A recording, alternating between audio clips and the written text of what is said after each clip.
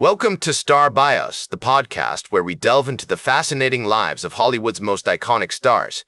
I'm your host, Casey Gold, and today we're shining the spotlight on the incomparable Whitney Houston. With a voice that could melt the coldest of hearts and a talent that transcended genres, Whitney Houston left an indelible mark on the music industry. From her early days as a gospel-singing prodigy to her rise as a global superstar, Whitney's life was a complex tapestry of triumphs and tribulations, woven from threads of passion, perseverance, and pain. Whitney Elizabeth Houston was born on August 9, 1963, in Newark, New Jersey, to John Russell Houston Jr. and Emily Sissy Drinkard Houston. Her birth coincided with a pivotal moment in American history. The civil rights movement was gaining momentum, and the music scene was undergoing a revolution of its own. The sounds of Motown, soul, and gospel were dominating the airwaves, and Whitney's family was deeply rooted in this rich musical heritage. Her mother, Sissy, was a renowned gospel singer who had performed with the legendary Sweet Inspirations, backing iconic artists like Aretha Franklin and Elvis Presley, while her father, John, was an Army veteran and entertainment executive, whose own experiences as a black man in America would later influence Whitney's perspectives on social justice. As we step into the Houston household, we're enveloped by the warm, soulful sounds of gospel music, which filled every room and every moment of their lives. The family's Newark home was a hub for local musicians, where impromptu jam sessions and rehearsals were a regular occurrence. Young Whitney would often watch in awe as these talented artists came together, sharing stories, laughter, and music that seemed to lift the very roof off their modest home. Sissy, determined to nurture her daughter's talent, began teaching Whitney how to sing at the tender age of 5. Under her mother's guidance, Whitney's powerful voice blossomed, and she soon became a regular performer at New Hope Baptist Church in Newark, where her family worshipped. Sunday mornings at New Hope Baptist were a sensory feast. The scent of worn pews and fresh flowers filled the air as the congregation swayed to the rhythm of gospel classics. It was here that Whitney's voice first soared, echoing off the church's wooden rafters, as she sang with a conviction that belied her tender years. Her family's support and encouragement were palpable, as they cheered her on from the pews, beaming with pride.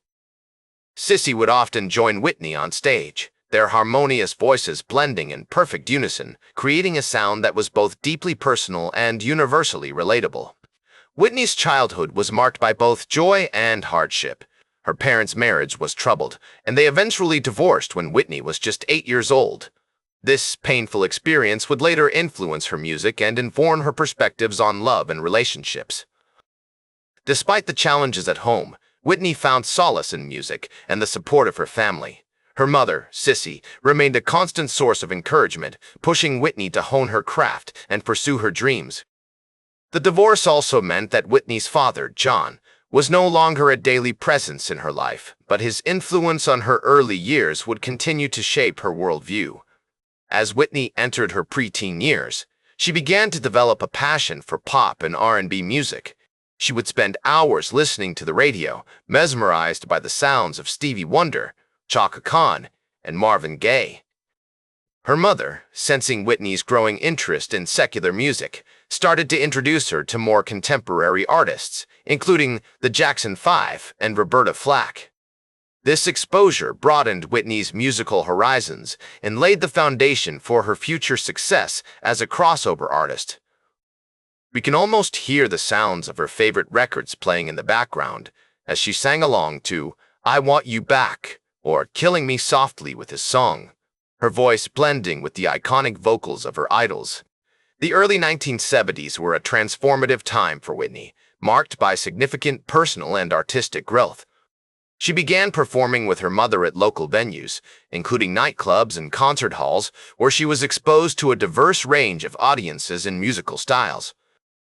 These formative experiences not only helped Whitney develop her stage presence, but also instilled in her a deep appreciation for the power of music to bring people together.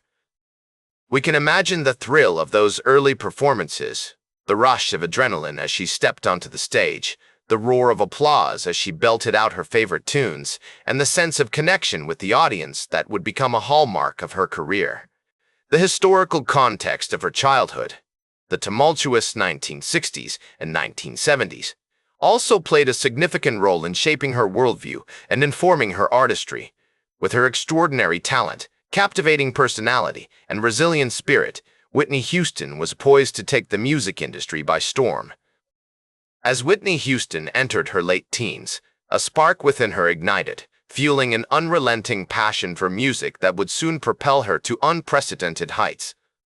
In 1978, at the tender age of 15, she began performing background vocals for various artists, including the incomparable Chaka Khan and the soulful Lou Rawls.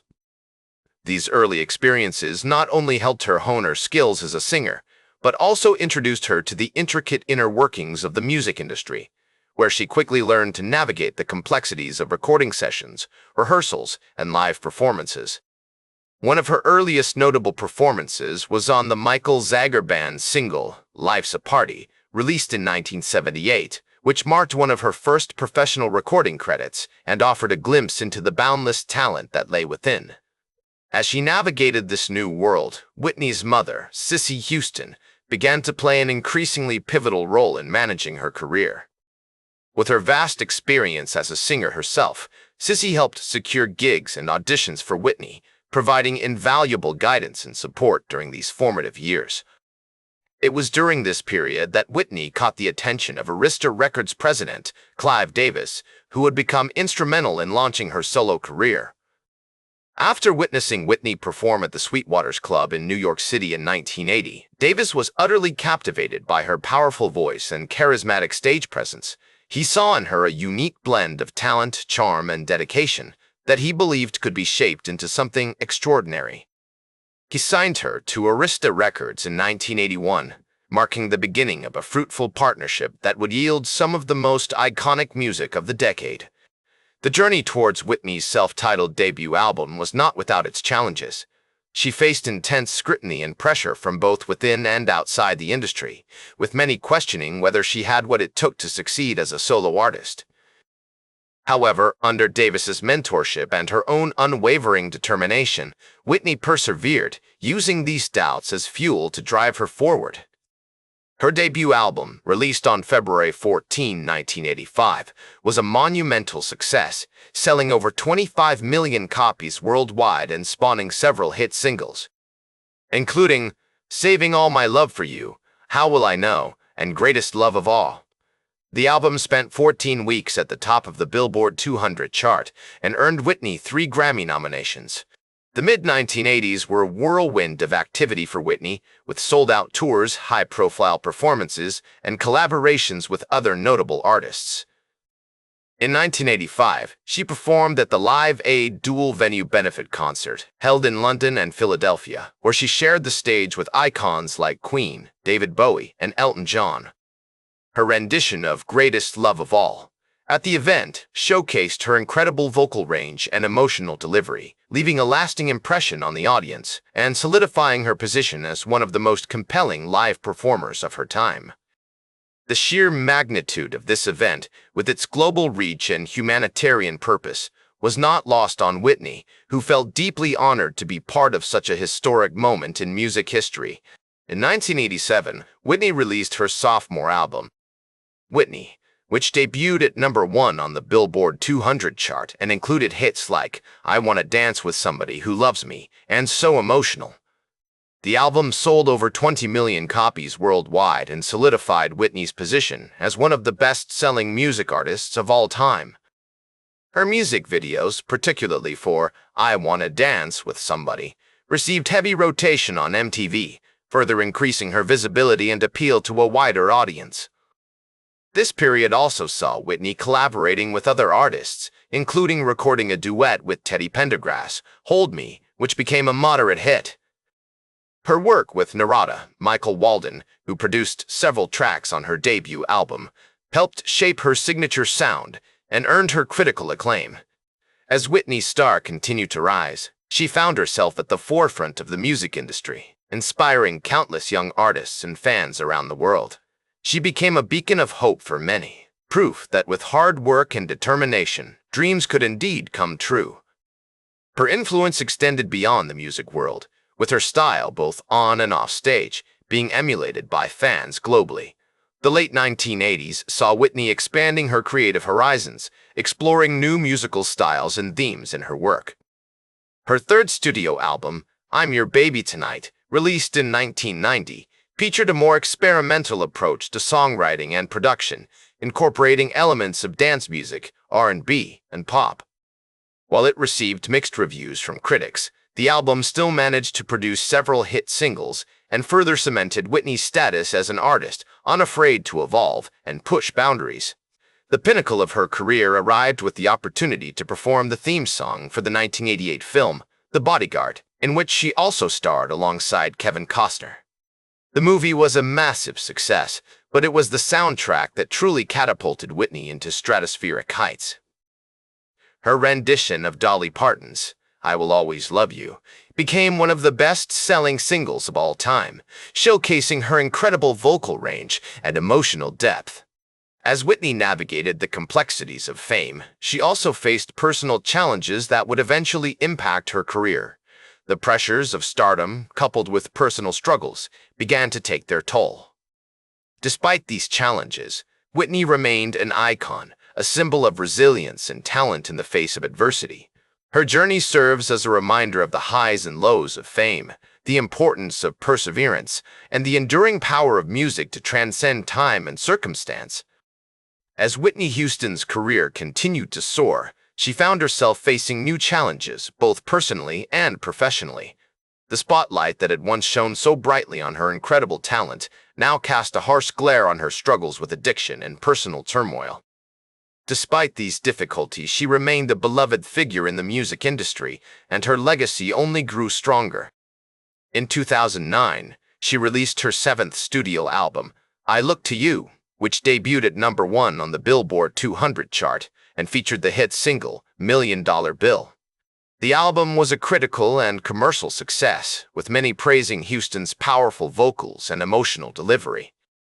It marked a triumphant return for Houston after a several-year hiatus, during which she had faced intense media scrutiny and personal struggles. The recording process for I Look to You was not without its challenges, however. Houston had to overcome vocal cord problems and other health issues that had plagued her in the years leading up to the album's release. Despite these obstacles, she poured her heart and soul into the project, working with top producers and songwriters to craft an album that would showcase her remarkable talent. The result was a collection of songs that were both deeply personal and universally relatable, tackling themes of love, loss, and redemption. In the years that followed, Whitney continued to perform and record music, although her output slowed significantly due to ongoing health issues. She made headlines in 2011 with her cameo appearance in the film Sparkle, a musical drama starring Jordan Sparks and Derek Luke. The movie was released in 2012, just months after Houston's passing, and it served as a poignant reminder of her enduring talent and legacy. On set, Houston had been a mentor and inspiration to the young cast, sharing her wisdom and experience with them. Her presence in the film added a touch of magic to the project, and her performance was widely praised by critics. Tragically, Whitney Houston's life was cut short on February 11, 2012, when she passed away at the age of 48. The news sent shockwaves around the world, with fans and fellow artists alike mourning the loss of a true music legend. Her death was met with an outpouring of grief from fans around the world, who remembered her as a vibrant and talented performer who had touched their lives through her music. As her friend and fellow singer Aretha Franklin so eloquently put it, she was a beautiful person, a talented person, and she will be missed. Whitney's funeral was a star-studded affair, with performances by Alicia Keys, Stevie Wonder, and CeCe Winans, among others. The service was a celebration of her life and legacy, with friends and family gathering to pay tribute to the incredible impact she had had on their lives. In the years since her passing, Whitney Houston's legacy has only continued to grow. Her music remains widely popular, with songs like I Will Always Love You and I Wanna Dance with Somebody Who Loves Me still receiving heavy airplay today.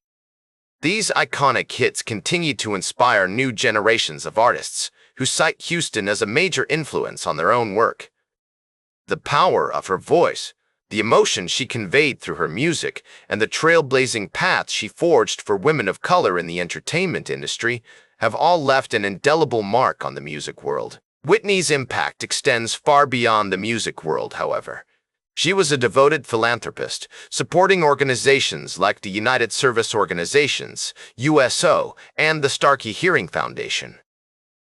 Her commitment to social justice was evident throughout her career, with her music often addressing themes of love, equality, and empowerment. Houston's influence can be seen in the many artists who have followed in her footsteps, using their platforms to raise awareness about important issues and support marginalized communities.